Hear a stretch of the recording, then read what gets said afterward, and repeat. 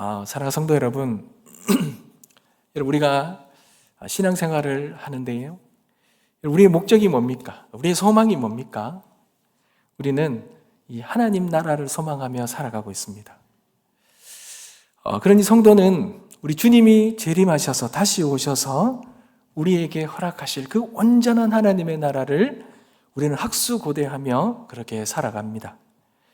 이 땅에서 조금 힘들고 어렵고 고난과 핍박이 있지만 그래도 우리에게 약속된 그 하나님 나라가 우리에게 있기 때문에 우리는 그 나라를 그렇게 소망하며 살아가죠. 그렇게 본다면 여러분, 우리의 신앙생활을요 한마디로 정의하면 여러분, 기다림입니다. 기다림. 그러니까 성도의 신앙의 삶은 기다림이다, 이렇게 정의 내릴 수 있죠. 여러분, 우리가 무엇을 기다립니까? 주님의 때를 기다리죠. 주님의 재림의 때를 기다립니다. 그리고 우리의 삶 속에도 하나님의 때를 기다립니다. 가정에 믿지 않는 가족들이 있으면 하나님께서 우리의 가정을 구원해 주실 그날만을 우리는 간절히 기다리죠. 우리는 또한 이 땅의 부흥을 기다립니다. 우리 교회의 부흥을 기다리고 우리의 삶에 또 간절한 소망들이 이루어지는 그 때를 기다리죠. 우리의 또 믿음이 성숙해지고 우리의 삶이 주님을 닮아가는 그 성화의 때를 기다립니다. 그러니 우리의 신앙의 삶 모두는 다 기다림입니다. 기다림. 그래서 성도는 하나님께서 이루실 그 때를 바라보면서 우리는 그 믿음의 선한 싸움을 싸우며 나가는 것입니다.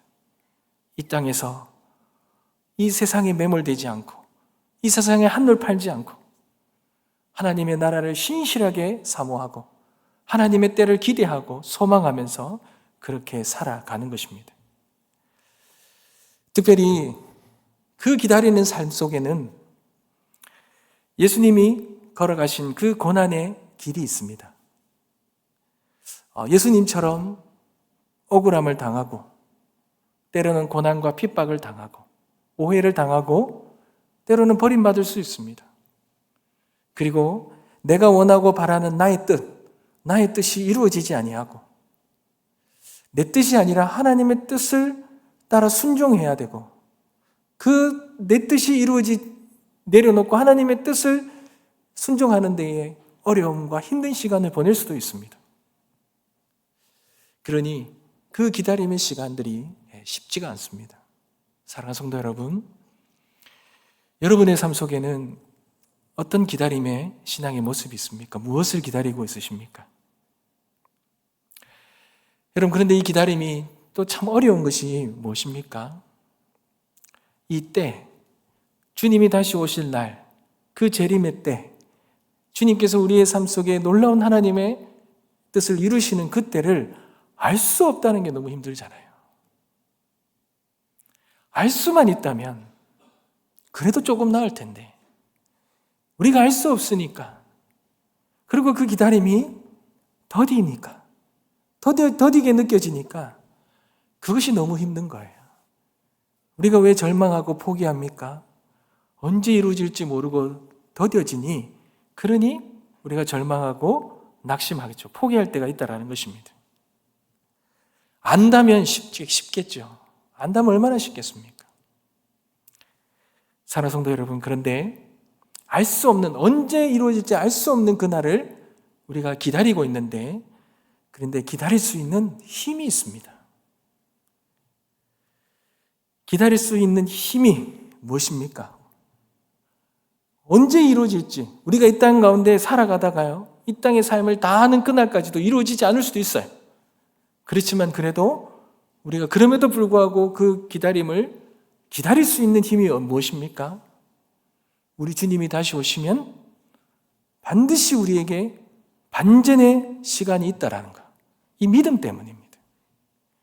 우리가 이 땅 가운데 믿음을 지키며 살아가는데 어렵고 힘들고 오해를 당하고 박해를 받을 수 있지만 우리 주님 오시면 모든 것이 다 역전되잖아요. 이 땅 가운데 우리가 그렇게 기다리다가 죽는다 하더라도 우리 주님 다시 오시면 우리가 부활하잖아요. 그러니 그 믿음 때문에 우리 안에 있는 모든 원한을 주님께서 단번에 풀어주시기 때문에 우리는 언제 이루어질지 모르는 그 때를 그래도 기다릴 수 있는 것입니다.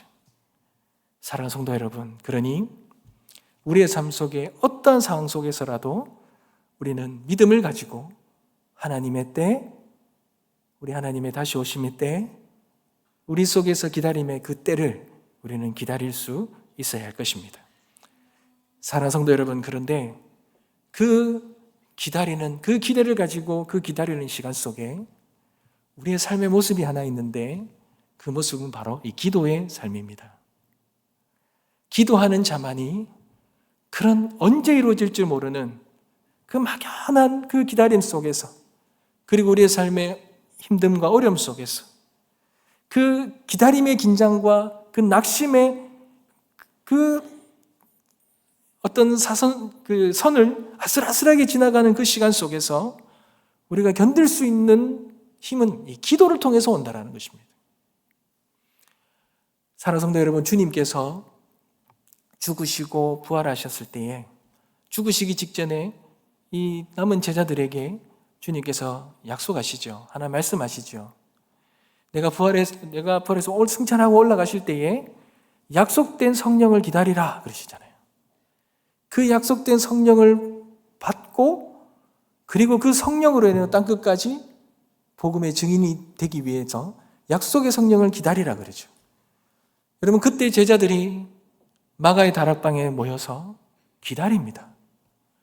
언제 올지, 언제 임할지를 모르고 기다립니다. 근데 그때 어떠한 모습으로 기다렸습니까? 기도하며 기다린 거죠. 기도 가운데 그 기다림을, 시간들을 견딜 수 있었고, 기다릴 수 있었고, 그렇게 기도하고 기다리다가 그 약속된 그 성령을 받은 것입니다. 사랑하는 성도 여러분, 그러니 우리의 이 기다림의 신앙의 삶에서 기도는 이 모든 것들을 가능케 하는 우리의 신앙의 아주 중요한 모습이라는 것을 잊지 마시기 바랍니다. 오늘 이 기도의 자리에 나온 우리 모든 성도님들을 축복합니다. 우리의 삶 속에 하나님 앞에 기도하며 하나님 앞에 나아가는 그런 다양한 기다림이 있으실 것인데 그 기다림을 다 승리하시기 바랍니다. 이 기도를 통해서 승리하시기 바랍니다.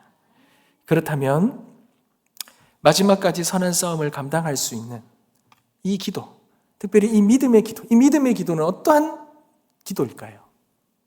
어떠한 기도이냐는 것입니다. 오늘 우리가 읽었던 본문에는 두 가지 기도가 나오는데 그 첫 번째 기도가 여러분 끈기의 기도입니다. 여러분 다 같이 따라해 볼까요? 끈기의 기도. 여러분 오늘 말씀의 1절 말씀을 한번 보십시오. 예수님께서 제자들에게 말씀하십니다.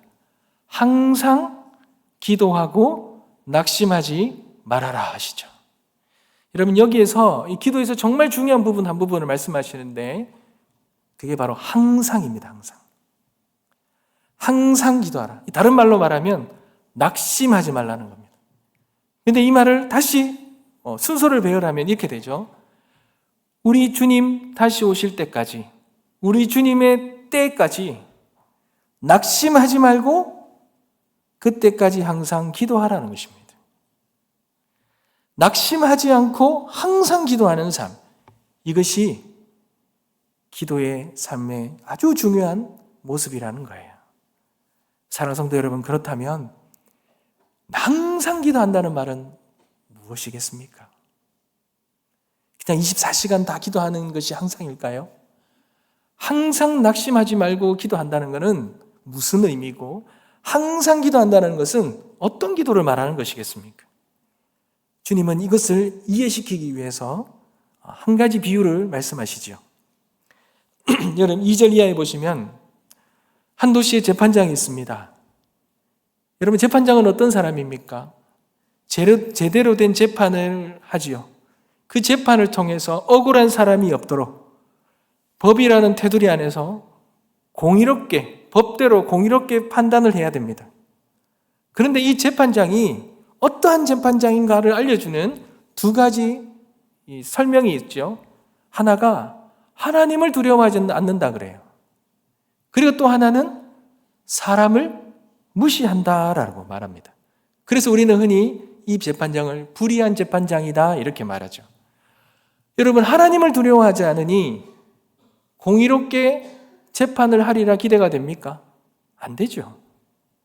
사람을 무시한다 그러니 사람의 억울함을 풀 수 있겠습니까? 그런 푸는 재판을 한단 말입니까? 그렇지 않은 거죠. 그러니 위로나 아래나 아무것도 신경 쓰지 않으니 자신이 원하는 대로, 자신이 생각하는, 자신이 마음대로 그냥 재판을 해버리는 겁니다. 자신이 하는 모든 것이 진리가 돼버리는 거죠. 최악의 재판장입니다. 그런 자에게 어떤 공의와 긍휼을 기대할 수가 있겠습니까? 그런 불의한 재판장이 있는 세상을 살아가는 사람들은 여러분 얼마나 힘이 들겠습니까? 얼마나 원한이 많겠습니까? 그런데 어느 날 한 과부가 이 재판장에게 자신의 원수에 대한 원한을 풀어달라고 간청을 합니다. 여러분, 과부라는 건 남편이 없는 것이잖아요. 그 당시에 남편이 없다라고 했을 때 여러분, 그 고대 근동시대에 남편이 없는 홀로 된 여인이 살아가는 데 있어서는 얼마나 많은 억울함과 무시와 소외와 억울함이 많겠습니까? 힘도 없고 철저히 소외된 자지요. 근데 그런 자가 얼마나 많은 억울함이 있고 원한이 있겠습니까? 그래서 그 재판장을 찾아갔을 때 그 억울함을 들어주고 풀어줄 사람은 그 재판장밖에 없었던 거예요. 그렇다면 온전한 재판장이라면 이런 사회적인 약자들이 법의 사각지대에서 희생되지 않도록 마지막 보루가 되어줘야 되지 않겠습니까? 그런데 불의한 재판장은 사람을 무시하는 자입니다. 사람을 무시하는 자이니 하물며 과부의 간청을 들어줄 리가 있겠습니까? 그녀의 청혼을 듣지 않습니다. 만약에 경제적으로 넉넉하다면 뇌물을 주면은 또 쉽게 끝날 수도 있습니다. 하지만 그럴 형편이 되지 않잖아요. 그녀가 할 수 있는 일이라고는 그냥 매일 찾아가서 그 재판장의 유일한 희망인 그 재판장에게 간청할 수밖에 없었어요. 그 방법밖에 없었던 겁니다. 그런데 과부는 재판관이 에게 찾아가서 그렇게 간청하지만 그가 계속해서 거절합니다. 그러나 그 거절함에도 불구하고 끊임없이 간청합니다. 가진 것이 아무것도 없고 그녀에게 가지고 있는 것은 단 하나밖에 없는 거예요. 간절함밖에 없는 거예요. 이 재판장이 아닌, 그래도 불의한 재판장이지만 이 재판장이 아니면 나의 이 원한을 풀 방법도 없고, 근데 나의 이 원함을 반드시 풀어야 되는데 이 불의한 재판장이라도 이 나의 억울함을 들어달라고 간절함을 가지고 간청하며 그렇게 나아갔던 것입니다. 그런데 여러분, 이런 간절함을 무시하던 이 재판장에게 갑자기 입장이 바뀌어버립니다. 이유는요, 번거롭다 이거예요. 귀찮다 이거예요. 이 과부의 간절한 마음에 비하면 이 재판장의 마음은요, 너무나도 극하지 않습니까? 그냥 귀찮은 거예요. 귀찮아서 그가 이 과부의 원한을 풀어줍니다. 도저히 공의와 정의를 드러내지 않을 것 같은 이 불의한 재판장이 과부의 원한을 귀찮아서 들어주는 것이죠. 사랑하는 성도 여러분, 우리는 흔히 이 비유의 핵심을 끈질긴 간청, 끈질긴 기도라고 말합니다. 맞습니다. 끈질긴 기도는 하나님의 응답을 얻을 수 있습니다. 그런데 여러분, 문제는요, 이 끈질긴 기도를 어떻게 할 수 있냐라는 거예요. 무엇이 그녀가 이 불의한 재판장에게 거절함에도 불구하고 끝까지 기도할 수 있게 했냐라는 것입니다. 이것이 이 비유의 핵심입니다. 여러분, 무엇이 가능해야겠습니까? 여러분, 사실 이 비유의 핵심은 불의한 재판장을 통해서 하나님은 우리의 기도를 반드시 들어주신다는 것을 말씀하고 계셔요.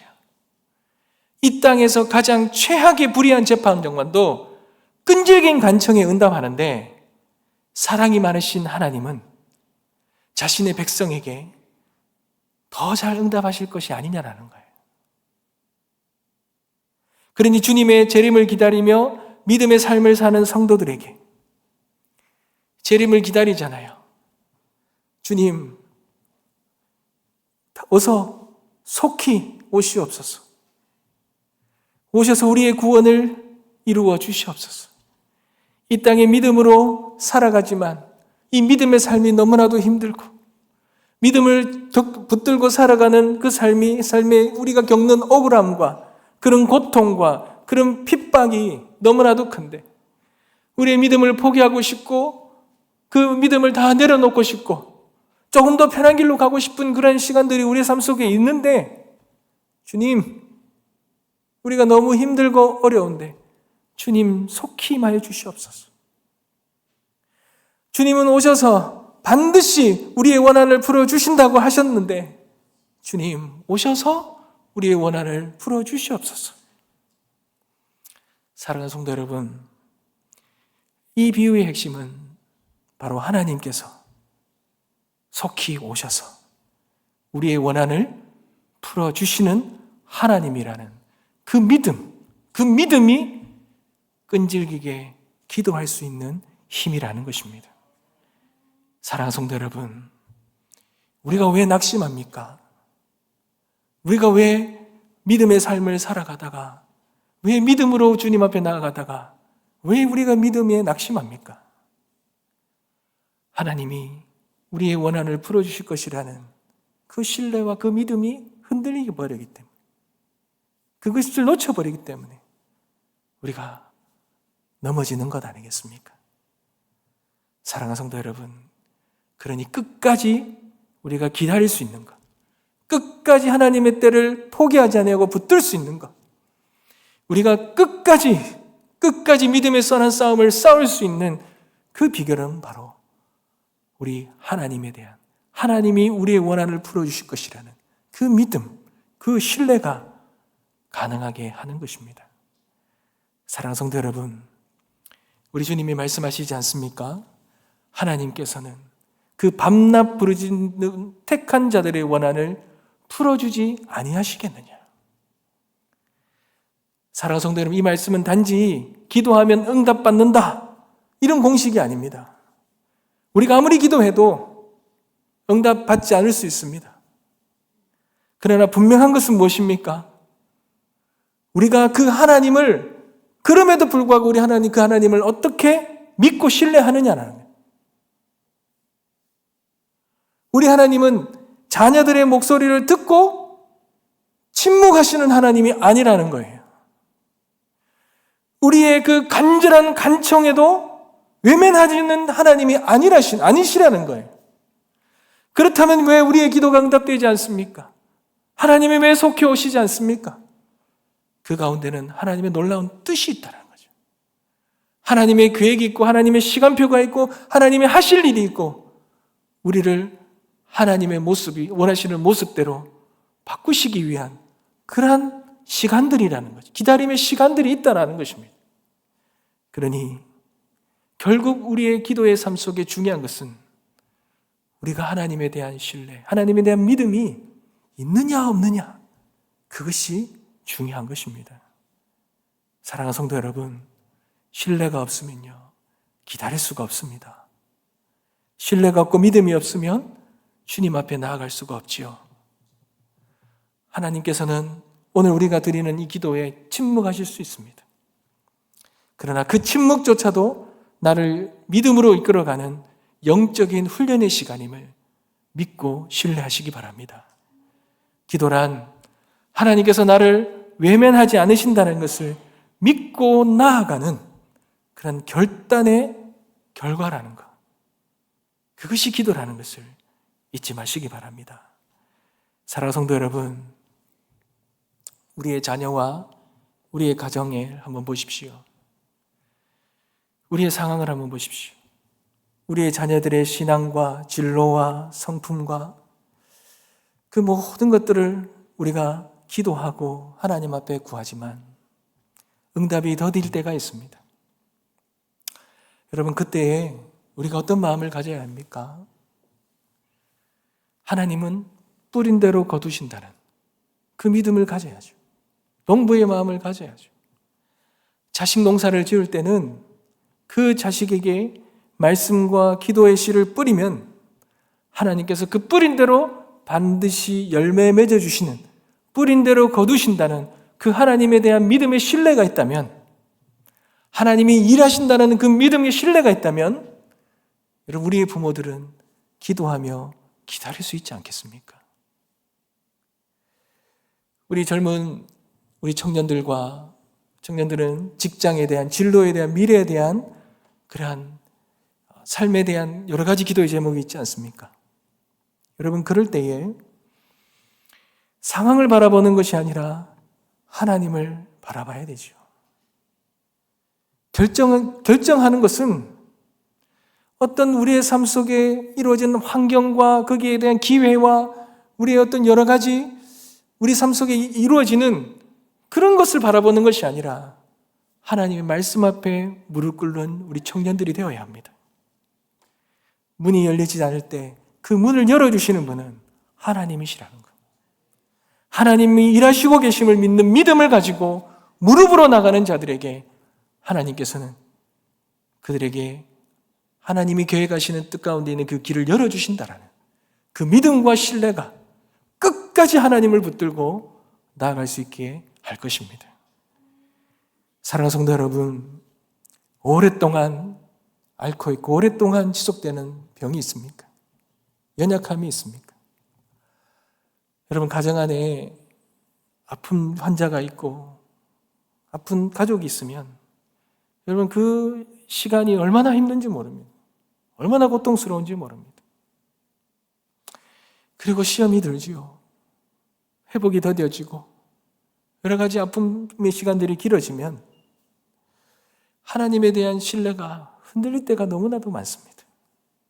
그러나 그럴 때에도 여러분, 우리는 하나님 말씀 붙들고 신뢰하며 그 하나님의 임재 가운데로 나가야 됩니다. 그래야 그 시간들을 이겨낼 수 있는 것입니다.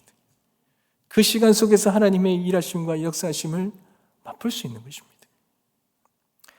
사랑하는 성도 여러분, 우리 교회와 이 나라를 위해서도 한번 보십시오. 얼마나 어려움과 힘듦이 있습니까? 상황을 보고 이 여러 가지 여건들을 본다면 때로는 절망스럽고 어려울 수도 있지 않습니까? 그러나 여러분, 교회는 주님의 몸된 교회입니다. 교회는 절대로 망하지 않습니다. 하나님께서 붙드시고 지키시고 하나님께서 역사하십니다. 나라의 이 흥망성쇠는 하나님 손에 달려 있습니다. 하나님께서 눈에 보이지 않지만 그 곳곳에서 나라를 위해 기도하며 눈물을 흘리며 그렇게 부르짖는 그들의 그 기도를 하나님 분명히 들으시고, 이 나라, 선교의 나라, 하나님께서 놀라운 구원의 역사를 통하여서 우리 나라를 통하여 이 세계 복음화를 이루어 가시는 그 복음의 나라, 이 대한민국을 하나님께서는 반드시 지키시리라 믿습니다. 그러니 우리는 보이지 않아도, 하나님의 음성이 들리지 않아도, 아무런 응답이 없어도 그래도 믿음을 가지고 신뢰를 가지고 기도의 자리에 나아가서 하나님 앞에 믿고 부르짖을 때에 하나님의 놀라우신 하나님의 때에 이루실 은혜를 누릴 줄 믿습니다. 그러한 은혜가 저와 여러분의 삶 속에 있길 간절히 소망합니다. 사랑하는 성도 여러분, 어떤 분들이 이 대나무를 심었는데요. 대나무를 심어서 대나무를 키우는데 1년이 지나고 2년이 지나고 3년, 4년이 지나도 대나무가 자라질 않는 거예요. 사람들이 자라지 않는 대나무를 보면서 뭔가 잘못되어 있다라고 생각해서 다 뽑아버렸습니다. 근데 여러분, 대나무는요 5년째 되는 해에 단 6주 만에 15m를 자랍니다. 이렇게 대나무가 자라는 것을 알지 못하는 사람은 4년을 넘기기 어려운 거죠. 다 뿌리 뽑아버리는 거죠. 사랑하는 성도 여러분, 기도의 열쇠는 믿음입니다. 이 믿음이 있는 자가 끝까지 기다리고 기도합니다. 그리고 이 믿음은 우리의 눈물과 우리의 환심을 외면하지 않으시는 그 하나님에 대한 그 믿음으로 우리는 끝까지 이 믿음을 지켜내고 신뢰를 잃지 않을 때에 우리는 모든 믿음의 선한 싸움을 다 싸우고 하나님이 우리의 삶 속에 맺어주시는 놀라운 믿음의 열매들을 맺게 되리라 믿습니다. 그러한 은혜를 풍성히 누리시게 되는 주님의 이름으로 축복합니다. 사랑하는 성도 여러분, 또 하나의 이 기다림의 신앙과 삶을 살아가는 우리 믿음의 기도의 모습 중에 또 하나의 기도의 모습이 무엇입니까? 두 번째가 여러분 겸손한 기도입니다. 다 같이 한번 따라 볼까요? 겸손한 기도. 여러분, 사람이 기도할 때에 보면 다양한 모습으로 기도합니다. 어떤 이는 유창한 언변으로 기도하죠. 어떤 이는 눈물로 말없이 그렇게 머물며 기도하는 분도 있고, 어떤 분은 고개를 들고 하늘을 바라보며 부르짖으며 기도하는 분들도 있고, 어떤 이는 눈을 감고 고개를 숙이고 그렇게 기도하는 사람도 있습니다.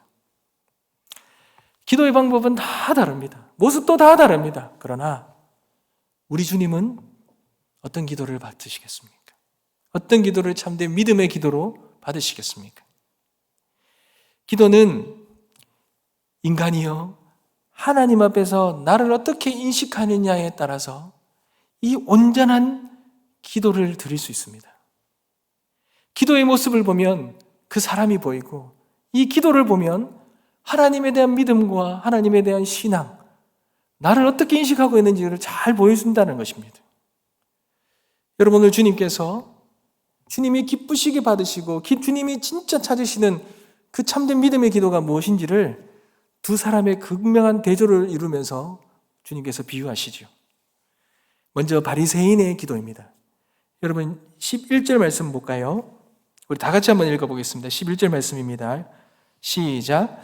바리새인은 서서 따로 기도하여 이르되 하나님이여, 나는 다른 사람들 곧 토색, 불의, 간음을 하는 자들과 같지 아니하고 이 세리와도 같지 아니함을 감사하나이다. 아멘. 여러분, 바리새인의 기도의 시작은 멋집니다. 하나님이여 라고 시작합니다. 그런데 곧 하나님이 아니라 이 기도가 어디를 향해 있습니까? 자기 자신을 향해 있는 걸 볼 수 있습니다. 어쩌면 이런 거죠. 하나님이여, 잘 들으십시오. 내가 어떠한 자인지 잘 들으십시오. 이런 기도죠. 그의 기도에는 무엇이 없습니까? 그 자신을 바라보는, 그 자신을 정확하게 바라보는 그런 진정한 자기 깨달음, 자기 직면의 기도가 없지요. 회개도 없습니다. 탄식도 없습니다.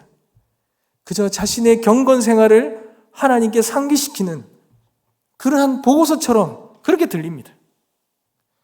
그리고 그 기도는 가장 큰 특징은 뭡니까? 사람과의 비교의 기도입니다. 하나님이여, 나는 저들과 다릅니다.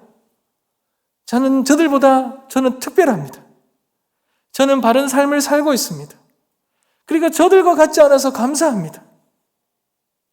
여러분, 이 기도는요, 하나님 앞이 아니라 사람들 앞에서 자신의 의를 증명하며 나아가는 기도라는 것입니다. 사랑하는 성도 여러분, 이런 기도는 어떨 때 나옵니까? 이런 기도는 우리가 믿음과 신앙생활을 할 때에 특별히 무언가 일을 할 때, 일을 잘하는 사람이 드리는 기도 아닙니까? 어떤 영혼을 섬기는 그러한 것보다 일을 잘할 때에 상대적으로 비교해서 내가 우위에 있다라고 드리는 거 아니겠습니까? 이 기도에는 나의 신앙의 정체성이나 나의 신앙의 이 상태에 대한 직면이나 그 어떠한 것도 바라볼 수가 없지 않습니까? 그런데 또 한 사람의 기도가 나오지요. 바로 세리의 기도입니다. 여러분, 세리의 기도는 어떻습니까? 13절입니다. 우리 다 같이 한번 읽겠습니다. 시작. 세리는 멀리 서서 감히 눈을 들어 하늘을 쳐다보지도 못하고 다만 가슴을 치며 이르되 하나님이여 불쌍히 여기소서 나는 죄인이로소이다 하였느니라. 아멘. 여러분, 세리는요 기도의 자리에 나갑니다. 그런데 감히 하나님이여 라고 부르지도 못합니다. 그는 고개도 들지도 못합니다. 그저 자기의 가슴을 치면서 부르짖는 말은 불쌍히 여겨달라는 말밖에 없습니다. 불쌍히 여겨 주시옵소서. 여러분, 이 말은 단순히 동정의 표현이 아니라 헬라어의 원문에는 이런 뜻입니다. 나의 이 속죄, 죄를 용서하여 주십시오. 죄의 용서받는 은혜를 주시옵소서. 어쩌면 깊은 회개의 표현이라는 것이에요. 그는 하나님의 긍휼 없이는 자신이 설 수 없는 존재라는 걸 아는 거예요. 여러분, 이런 고백은 어떻게 표합니까? 내 안에 가지고 있는 죄를 발견한 사람만이 구할 수 있는 기도라는 거예요. 하나님, 내 안에 죄가 너무나도 커서 내가 너무나도 연약하고 내가 너무나도 불의해서 하나님은 다 아시는데, 하나님은 내 안에 있는 모든 죄악을 다 아시는데 감히 그 거룩하신 하나님 앞에 내가 얼굴을 들 수도 없고 내가 감히 하나님 앞에 무언가를 구할 수도 없는 그런 죄인입니다. 그러나 주님밖에 바라볼 것이 없어 주님 앞에 나왔습니다. 주님, 저의 이 죄를 용서하여 주시고 저를 불쌍히 여겨 주시옵소서. 자신의 영혼의 상태를 온전히 바라볼 수 있는 자가 드리는 기도 아닙니까? 사랑하는 성도 여러분, 이런 사람의 특징은요, 영혼을 바라보는 자예요. 영혼을 섬길 수 있는 자죠. 왜요? 절대로 영혼을 섬기는 자는 높아질 수가 없어요. 왜요? 내가 죄인인 걸 알기 때문에. 내가 하나님 앞에 어떤 죄인지를 알잖아요. 그런데 다른 영혼들을 바라볼 때에 그 영혼들을 어떻게 정죄하고 그 영혼들을 어떻게 비교하면서 나의 우위를 바라볼 수 있겠습니까? 내가 너무나 큰 죄인인데. 그러니 나의 영혼의 상태를 아니 낮아질 수밖에 없는 거죠. 낮아지는 게 아니라 낮은 자죠. 그리고 그는 그 하나님 앞에 나와서 나의 이 죄를 주님 아시오니 나를 용서해 달라고 간절히 기도했던 것입니다. 그 주님 앞에 나아갈 때에 나의 죄를 용서해 주실 분은 주님이시다. 이 믿음을 가지고 주님 앞에 나아갔던 자라는 것입니다. 사랑하는 성도 여러분, 이 세리의 기도를 보면서 과부의 기도와 유사점이 발견되지 않습니까? 이 세리도요, 무언가 이 땅에 기대하고 이 땅에 자신의 그 온전함과 자신의 무언가를 내세울 것이 하나도 없고 자신의 영적인 상태로 왔을 때는 죄인 중에 죄인이고 자신의 이 죄를 해결할 곳이 없어서 하나님밖에 없어서 하나님만이 나의 영혼을 구원해 주실 분이고 나의 죄 문제를 해결해 주시고 내 삶 속에 영원한 구원과 영생의 은혜를 주실 분은 그 하나님밖에 없음을 알고 그 하나님 앞에 믿음을 가지고 간청하며 나온 자가 세리입니다. 이 과부도 마찬가지지 않습니까? 사랑하는 성도 여러분, 하나님이 진정으로 원하시는 기도는 상한 심령을 가지고 주님 앞에 나오는 자입니다. 감히 고개 들 수도 없을 만큼 큰 죄인이고 하나님이 아니고서는 나의 원한을 풀어줄 수 없는 사람이라는 그 누구도 없다라는 그 믿음을 가지고 나오는 자의 기도를 하나님은 들으시고 불쌍히 여기시고 용납하시고 그것을 믿음으로 보시고 의롭게 여기시고 하나님의 놀라운 은혜를 베풀어 주신다는 것입니다. 사랑하는 성도 여러분, 우리는 주님 앞에 자격 없는 자이고 그럼에도 불구하고 간절함으로 은혜를 사모하며 나아갈 수 있는 자입니다. 오늘 이 밤에 그렇게 주님의 은혜를 구하며 가슴을 치며 하나님이 아니고서는 나를 구원해 줄 자도 없고 하나님이 아니고서는 나의 원한을 풀어줄 수도 없다는 것을 우리가 믿음으로 바라보면서 주님 앞에 부르짖으며 믿음을 가지고 나아가는 저와 여러분 되시길 주님의 이름으로 축복합니다. 이 기다림의 시간 속에 주님은 그런 자를 기다리십니다. 내가 인자의 날에 이런 믿음을 가진 자를 보겠느냐? 이 믿음을 가지고 간절하게 신뢰를 가지고 끝도 없이 항상 하나님에 대한 그 믿음만, 하나님에 대한 믿음만을 가지고 끝까지 그 주님을 바라보며 기도하는 그 자를 보겠느냐? 그 믿음의 사람이 우리가 되어지길 소망합니다. 오늘 그 믿음의 그 고백이 우리의 삶 속에 하나님의 때에 아름답게 이루어지는 은혜가 있게 되시길 주님의 이름으로 축복합니다. 말씀을 맺겠습니다. 사랑하는 성도 여러분, 오늘도 우리가 기도의 자리에 나왔습니다. 여러분, 어떤 마음으로 나오셨습니까? 이 기도가 우리의 그 간절함들, 우리의 진실함들, 우리의 삶의 아픔과 고통에 울부짖음의 그 기도로 주님 앞에 나아갑니다. 다 좋습니다. 그러나 우리가 먼저 정말 가져야 될 것이 있다면 우리 하나님은 우리의 원한을 풀어주시는 그런 약속의 하나님을 믿는 믿음을 가지시길 소망합니다.